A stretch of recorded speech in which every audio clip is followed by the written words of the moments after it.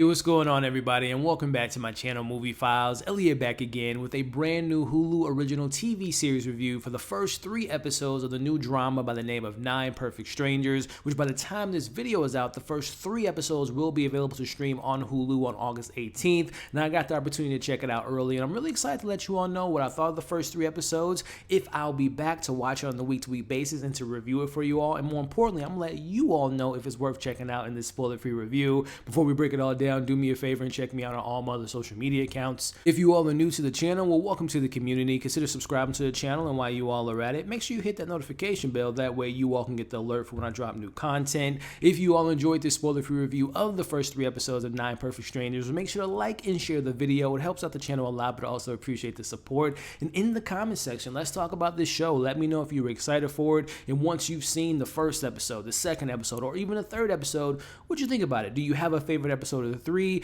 Is there a particular character you're really rooting for or really can connect to? Or let's talk about the opposite. Are you not enjoying the show? Will you not be back to watch more of it? Let's discuss it all in the comments below. So my goal in this video is to obviously share my spoiler-free thoughts of the first 3 episodes, let you know my pros, my cons. Will I be back to watch on a week-to-week basis? But like I said, more importantly, I'm going to let you all know if it's worth pressing play on Hulu when it drops on August 18th, all in this spoiler-free breakdown. So with all that being said, let's talk a little bit about who's behind the scenes and what this show is all about.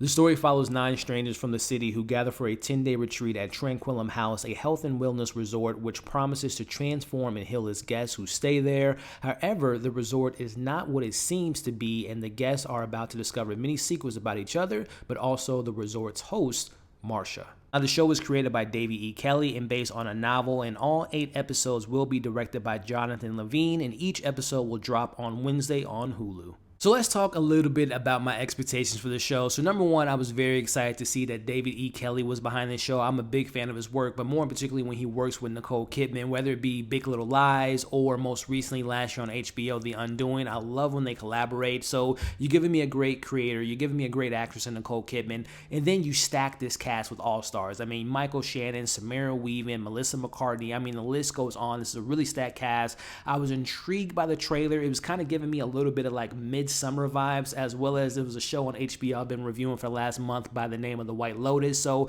there were some similarities there, but I just want to see, okay, what's this cast have to offer? What's the big mystery that David E. Kelley and Nicole Kidman had up their sleeves? So I was pretty excited for the show. So we're going to break down each episode again, no spoilers, but just my pros, my cons, and like I said, by the end of this video, you'll know if I recommend you all to check it out. So let's talk about episode 1, which was titled Random Acts of Mayhem. And the synopsis reads, promised total transformation, 9 very different people arrive to Tranquillum House, a subdued retreat run by the mysterious wellness guru by the name of Masha. So what I liked about this first episode, it pretty much establishes what you would expect in a pilot type of episode with this premise. You have 9 different people from 9 different walks of life. We have a family led by Michael Shannon who's dealing with grief. We have a ex-athlete. We have a celebrity couple to a certain extent, like a social media celebrity couple. We have, you know, a book writer, Melissa McCarthy, and just we have a lot of broken pieces, right? All these people they seem to have money because this retreat seems very expensive. So they all have money, but they kind of use their money, they use their lifestyles kind of like a front, because behind that front are pretty broken people. So I kind of love how the first episode establishes that everyone's kind of on their kind of defense, and they're kind of on their guard. They don't want to make it seem like they're broken. So everyone's kind of pointing blame and kind of being like, oh, why are you here? Oh, I'm somewhat better than you. I'm more stable than you, knowing that this person has a lot of backstory and more baggage than the person they're talking to. So I kind of like how each one of the characters are kind of unique in a sense that they come from these different backgrounds. Again, we have a family, we have a bunch of single people, we have some people that are married. So I kind of love the diversity within this group. But one of the things that really did kind of stand out to me is when they go to this retreat that is beautiful, and there's this, they have a health plan, they have they have hikes that they have planned, but there seems to be this kind of dark secret that the employees, and then we finally meet, you know, Masha, played by Nicole Kidman, who I'll talk about here in a second, but there seems to be something that they're hiding. It seems like there's more than meets the eye with this retreat, which brings me to Masha, who is the lead of this retreat, and you kind of find out a little bit about her and her methods, and she kind of believes that in death is birth, and she kind of really wants to put pain to these people so they can face pain, to kind of face their demons and things of that nature. So she has this kind of weird backstory. She's from Russia, which, speaking of criticisms, I'll just kind of jump right into, I like the aspect of everyone kind of, holding up all their baggage and not giving everything off in the first episode. But one of the things about Masha, she has a Russian accent. She's from Russia, and I love Nicole Kidman, but the accent does not work for me at all. I know this is based on a novel. I assume the character in the book, because I haven't read the book, has a Russian accent or comes from Russia.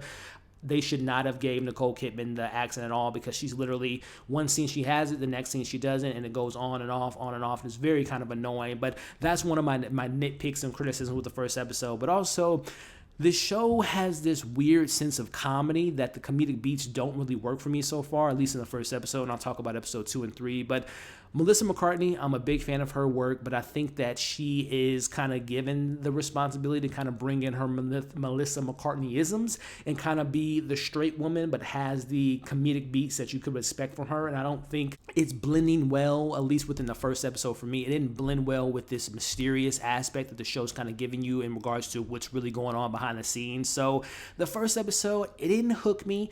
We do end the episode with learning a little bit about Masha, kind of her backstory and what came to be, how she came up with this Tranquillum idea and this island and this resort, but it still didn't have that hooking narrative to me. And none of the characters, the one character that kind of stood out to me is Michael Shannon's character and his family, because they're dealing with grief. They were probably the most intriguing. I'm a big fan of Samara Weaving. I do not like what they did with her look and her false teeth. And again, she's this kind of celebrity Instagrammer who can't live without her phone. I get what they're doing with her look, but she looks really crazy to me. So the first episode, I would say I'm glad that they gave us 2 other episodes, because based on the first episode, I don't know if a lot of people will be checking into the show. So first episode was an okay pilot, but let's talk a little bit about the second episode, what happens to be called The Critical Path. And the synopsis on that one is, as healing begins, the guests begin to doubt the retreat's unconventional methods. It came for massages and relaxation, not to face their morality. So within the second episode, they're starting to see the cracks behind the door, right? The retreat's asking for their blood, they're taking their phones, they can't eat certain things. So people are starting to be like, wait, we're supposed to come here to relax. We're not trying to, rediscover ourselves. And there's this particular thing that they have to do in the second episode where they're burying themselves. And again, her whole method, Masha, being that in death comes birth. So everyone right now is just kind of like, what's going on? I didn't sign up for this. So everyone's kind of on edge in the second episode. But the thing that the second episode tries to do, and I think they don't do the best job at doing so, there's so many characters. There's literally 9 main characters that come to this retreat. We have Masha. She has her employees that have a little bit of backstory that they're trying to establish. And that's what the second episode tries to do, is tries to give you at least half of the crew's backstory. And I don't feel like it melded well within the narrative, because we're learning a little bit about Masha. There's these like flashbacks of her as a little girl, and it's like, okay, what does that have to do with this current narrative? So it's kind of confusing on how the show is trying to establish these characters, as well as, again, I mentioned that not only are we focusing on the people at the retreat, but also her employees, and they have like this weird relationship between Masha and them. So it's just like, the blending of the drama and the mystery within the first 2 episodes really haven't resonated with me yet. And the biggest thing too is, like I mentioned, there's this lingering thing of like, we have to be funny, and it always involves Melissa McCartney and Bobby Cannavale and their chemistry. They've worked together like 3 times last year, and they're trying to do like this thing with this particular group of people. Again, we have Melissa McCartney, she's divorced 2 times, and by the way, her husband's in this show for no reason. I do not like that they put her real life husband in the show, but they're trying to give us like this weird romance between the two, like they hate each other, but we know where things are going to potentially head. So again, the comedic beats really haven't stuck with me within the first 2 episodes, and then the second episode really kind of establishes, again, they were there to relax, and they kind of discovered that there's this process that Masha wants to implement that's kind of accelerating how she wants them to interact with this resort. And this method that she's going by is something that I don't think that they, morally speaking, is something they would agree to. So the second episode was a little bit better than the first, but still, the comedic beats really haven't worked for me, and I'm still yet to kind of really see who these characters are. Besides Michael Shannon and his family, no one else is really kind of standing out to me, which brings me to the third and final episode, which happened to be titled Earth Day. In a synopsis of the third episode is forced to live off the land on Earth Day. Tension within the group erupts as treatment intensifies and hunger pains start to set in. So this is where the episode, we're starting to, again, we're getting these little bit of tidbits of Masha. She's being mysteriously threatened by this outside threat. We really don't know where that storyline is going quite yet. Again, that's a pretty a mystery. Like, okay, what's her backstory? Why did she end up how she ended up, and who was the person that did this, and who's this person that's texting her? So there's a little bit of mystery there. But then the group is starting to get restless. As I mentioned, it's titled Earth Day, and there's tension within the group because they haven't been eating. They haven't been doing their proper routine. So they are given the task where the men and women have to go out on the land, and they're doing this kind of group kind of thing because something happens with one of the members attacks another member, and they have to do like this thing that gets them on the same page, and that was kind of wacky and silly. But then they go off to their separate ways. The women are kind of having their thing and having their conversation, and a little bit of their demons are coming out, and particularly with Melissa McCartney's character, she feels like she's just kind of stuck in a rut. She really doesn't have anyone to lean on. If she were to pass, she doesn't think that anyone would miss her.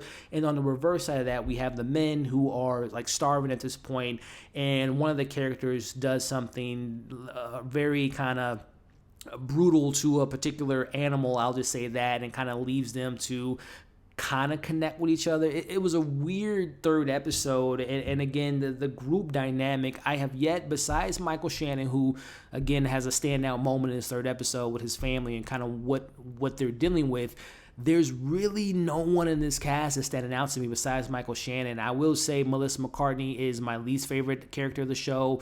The Masha character, we keep getting these little flashbacks on and off again that really hasn't really stuck into this main story. We meet a little bit of the outside as far as the members that work for the Tranquillum House, but I really don't know where that's going. And then again, I mentioned a Samara Weaving's character and her husband. They're not that interesting to me. We have Luke Evans, who is, without getting into his story, he's just a pretentious asshole and just being an asshole to everyone just for the sake of it. We really don't know why he's doing that. We have Regina Hall, who I'm a big fan of, who has this really like kind of in and out temper and kind of does these weird things in the show that really just like, it's just a really weird and kind of lackluster character. And it's just, to kind of wrap up my thoughts in the first three episodes, none of the episodes really had a hook to me.